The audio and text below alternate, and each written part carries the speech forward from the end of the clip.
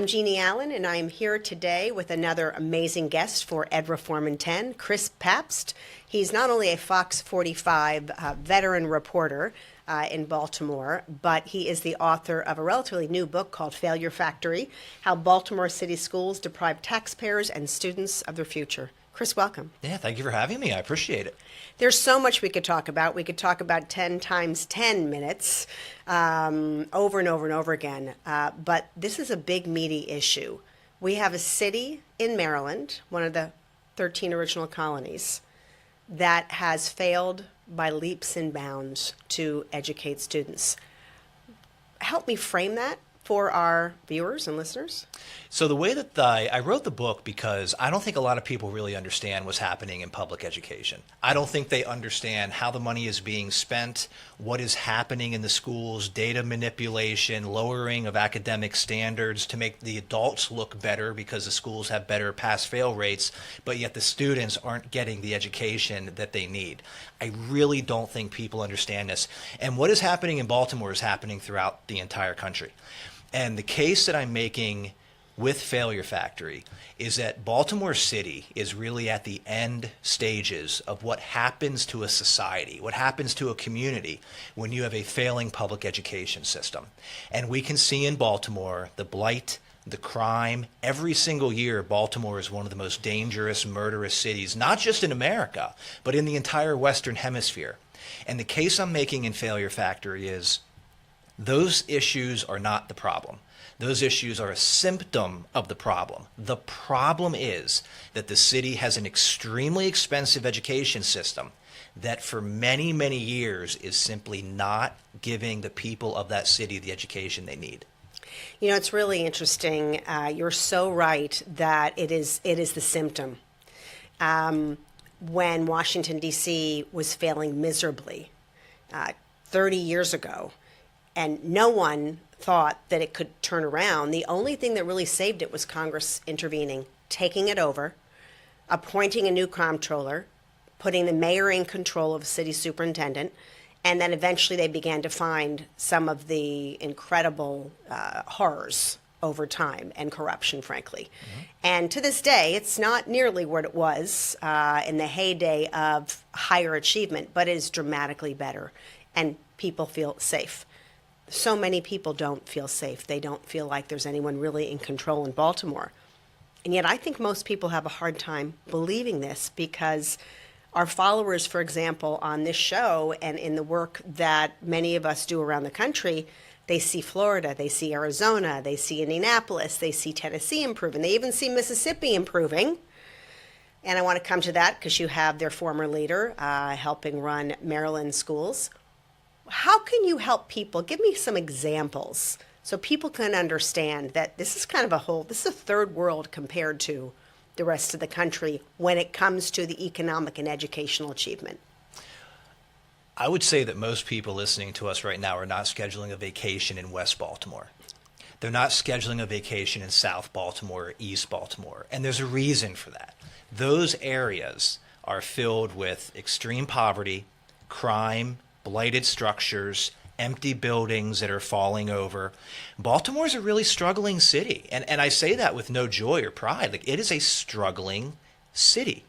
And it goes back to the lack of education that the kids are getting and have been getting for many years. So what Failure Factory does is that you mentioned I work for Fox 45 News. I work for a company called Sinclair Broadcasting on a team called Project Baltimore. And what Project Baltimore is that we are a team of 5. There's 2 photographer editors, 2 producers, and myself as a reporter. And in January of 2017, we launched. And what Failure Factory is 9 years of our reporting. 9 years of what we have uncovered, and the only thing that we report on is public education. We are an investigative unit that focuses on one topic, and the things that we have found are grade changing. Not B's to A's or C's to B's, but massive, massive grade changing from failing grades to passing simply to matriculate kids through the school system. We're talking to teachers, we're talking to administrators, most of them anonymously, because they don't want to lose their jobs and pensions and health care. But they will tell us that the school systems are focused on passing kids, not educating kids, because when you pass kids, the money keeps coming in. We're having a lot more people coming to us saying the school is not making decisions that are in the best interest of the students. They're making decisions that are in the best interest of the adults. And the data that you look at, it shows that. And I think the one main takeaway that people will get from Failure Factory is that when you look at the data over a 9-year period, and I really think that's what makes this book different than others, this is a long-term study over 8 years from a school system within those 8 years that got a 38% increase in funding. $500 million additional dollars a year are going into public schools in Baltimore City now than they were 8 years ago. Right. 38% increase in funding. The graduation rate's up 1%. It's going down. Achievement's going down. Achievement's going down. The dropout rate is at a 15-year high. The math proficiencies are at 12%. 88% of the kids in Baltimore City are not proficient in math. 88%. Then why does Superintendent Carrie Wright say that there has been improvements at the lower end of the percentiles? Does that mean it's gone from 11 to 12%? I mean, what are we looking at here? It has gone from 11 to 12%. So in 2017, when the current CEO, her first year in Baltimore City Schools, they had a $1.3 billion budget. 11% of the kids were proficient in math. 8 years later, with a $1.8 billion budget, 12% of the kids were proficient in math. And that's the thing, a 38% funding increase from taxpayers with a 1% increase in math proficiencies. Which is negligible. It's not really, that doesn't matter for anything. So tell us about, you talk in the book about the lawsuit. Yeah. What happened? You sued the schools. Yeah. And you won. So in 2017, when we launched, I was an investigative reporter coming from Washington, D.C. I was working for the ABC News affiliate, and I got to Baltimore and I didn't know anybody. And the first thing that you do as an investigative reporter is you look at data. And what I found was I looked at all the 165 schools in Baltimore City and looked at state proficiencies. And I found 6 schools that did not have a single student proficient in anything. No subject, hundreds of kids, 6 schools, 0 of those kids proficient. And I had teachers reaching out to me and they were saying, that's true, but you realize these kids are graduating. And I'm like, well, how are they graduating? And the teachers would say, because an administrator is going into my grade book, changing failing grades to passing to get these kids to a high school diploma. And I didn't believe the first 2 or 3 teachers, but as dozens were coming to us saying the same thing, I filed a Maryland Public Records request with Baltimore City Public Schools. And I requested records, emails, internal investigations pertaining to grade changing. And the school system didn't give me anything. They literally gave me not one piece of paper. So we sued them. We sued Baltimore City Public Schools for violating Maryland's Public Information Act. And in February of 2019, we went to court. I testified for a number of hours in front of a circuit court judge. And that judge ruled the following month that Baltimore City Schools willfully and knowingly, those were her words, willfully and knowingly violated the law by not handing over the documents. She forced the school system to hand over everything we requested, and she forced the school system to pay our legal fees, Fox 45's legal fees, of $200,000 because this never should have gone to court. She said the school system knew they were breaking the law, but did it anyway, and in her words, it was to hide potential wrongdoing. So in Failure Factory, this was a 5-year investigation that we did, and what it ended up culminating in is that we were able to figure out that over a 4-year period, there were 12,542 failing grades changed the passing in Baltimore City Schools over 4 years to matriculate the kids to the school system and to give them a diploma. And it was determined upwards of 10% of kids in Baltimore City, in some of the schools, graduated who should not have. They did not earn it. They graduated because an adult went into the grade book, changed a failing grade to passing to give this child a diploma. A massive scandal showing what is really happening in our public schools. And it is not just Baltimore City. Did anyone lose their job? No.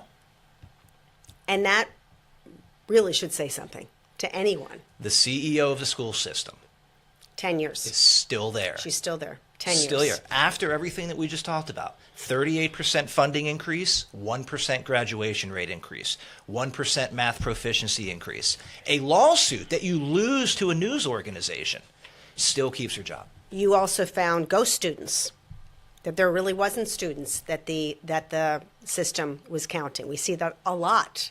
We see that a lot. But the reason is, and this is something, Jeannie, that I did not know when I started Project Baltimore in January of 2017. And it's largely why I wrote Failure Factory, because I think there's a lot of things people don't know, including me. Yeah. Like, the book is filled with things that I never thought were true in 2017. And one of them is this: schools are not funded based on the education of kids. That's not how they get their money. Their money is based on the enrollment of the kid. The incentive is to enroll the child, not educate the child. And that's the whole premise of the focus is passing, not educating. Because the schools don't get money to educate kids. Right. They get money to enroll kids. And as long as you keep that child enrolled, the money keeps coming in. And if you were to pass a kid through the grade levels, they can see a light at the end of the tunnel. They can see a diploma. And that child is more likely to stay enrolled, which means the money is more likely to come in. That is exactly what we're seeing. And with the ghost students, I found a student, he's in the book. He was in jail, and somebody was enrolling him in public school. Taxpayers were paying for this person to be in jail and to be educated at a school. I mean, think about that, because the incentive is not to educate. The incentive is to enroll. You know, you can look at X or any social media outlet. They know exactly how many people are logged on, what they're looking at, algorithms. You can go to any store, and they can tell you how many people were there, what they bought, and inventory in seconds. But we cannot identify in real time what's being spent, where it's being spent. We talked a little bit about earlier homeschool students who are on the rolls in schools, but they're not in schools. And those parents can't necessarily track that down either. It is an onerous job to unpack that, which is why we talk about, like, the thing has to completely go away. Did you find anyone in your work over those years looking at the schools that said, we got to do away with this, or I'm so outraged, I'm going to do something about it? Like, where is that outrage? The outrage is there. The outrage is there. So in Failure Factory, I talked to a lot of parents, I talked to the teachers, I talked to administrators. There's a lot of people that are outraged. The problem I think that we're running into, I think there's two. I think one of them is that there's so much money now in public education. We talked about $1.8 billion in Baltimore City, a city where 20 to 25% of the people live in poverty, 28% child poverty. So sad. $1.8 billion. There's a lot of people making a lot of money. So those people don't want to disrupt the status quo, because it's going to disrupt the amount of money that they're getting. So a lot of what you're seeing is that people that are making a lot of money in a very impoverished city don't want it to change. So it's not changing. That is one of the big issues. The other thing that I have noticed is that Baltimore City is a one-party city. In a one-party state, and I'm not suggesting Republicans have all the answers, but what Failure Factory makes the case of is that two-party control is certainly better than one-party rule. There are no checks and balances. You don't have anybody in Baltimore City, as far as elected officials, that are holding the school system accountable, because most of those elected officials, they want to work their way up their political party. Well, you can't do that by criticizing your political party. Baltimore City has not had a Republican elected to city council since the 1930s. It has not had a Republican elected to mayor since the 1960s. There is one political party that has created and that has maintained Baltimore City Public Schools. And when you have people in a party that want to grow in that party and move up the ranks, maybe someday to become governor, you can't criticize your party. So I think that's one of the main reasons that this has been allowed to happen for so long, is because you just simply have no checks or balances. And some of my friends and colleagues over time who live in and around Baltimore, most in the county, have just chosen to pay for private schools because they can. And so they love their city. They love what it stands for. Francis Scott Key, right? The American flag, Fort McHenry. Fort Babe McHenry, Ruth. Babe Ruth was everything, born there. right? Yeah. The water, and they just say, yeah, it's never going to change, and we'll just keep doing business here because it's easy for them. And this is not to blame them. What I do put blame on is any governor, including the current one, who I had an opportunity to meet well before it seemed that he had political ambitions, who said he was very focused on making sure in his lifetime that education would change. And yet he allows it to happen. And so for me, I don't know about you, but I look at who's in charge. We've had states completely change because of leadership, whether it be a mayor like in Washington, D.C., whether it be a governor as in Florida, whether it be in Miami, which was also, we've talked about just a sea change when people realize what was happening. It has to start at the top. But the people at the local level need to understand this, need to read Failure Factory, need to have every piece of information so when they do vote or ask questions, they can be powerful. So I do hear the idea a lot that it's never going to change. And I completely reject that concept. It can change. And it can change quickly. And that's exactly why I wrote the book, because when you take our 9 years of work at Fox 45 and you see the headlines a couple times a year, people get outraged and they're like, oh my gosh, how can this happen? But when you see all those headlines in 250 pages, you see 9 years of lawsuits and failing schools in one book, it really opens your eyes to how big this problem really is. But it also opens your eyes to how important it is that we fix it. Because Baltimore City, if you don't have people that are being properly educated, how do you grow your economy? In Baltimore City last year, 71% was the graduation rate, lowest in the state by far. We already mentioned 12% of the kids are proficient in math. How do you have 71% of your kids graduating and 12% of them are proficient in math? Okay, it's because you're focusing on passing, not educating. Okay, we went over that. But what that does is it means that the kids that are coming out of high school are simply not prepared for the job force. So how do you grow your economy under those conditions? And what we have seen in Baltimore, Jeanne, is that you can't and you don't. You don't. You rely on the state to give you more and more money. But what you're doing is you're relying on people outside of the city and the taxpayers to give you more money. And what we're seeing in states like Maryland is that people are leaving. Exactly. We know it. They're getting out. We can see it in the data. It started about 20 years ago. It's accelerating now.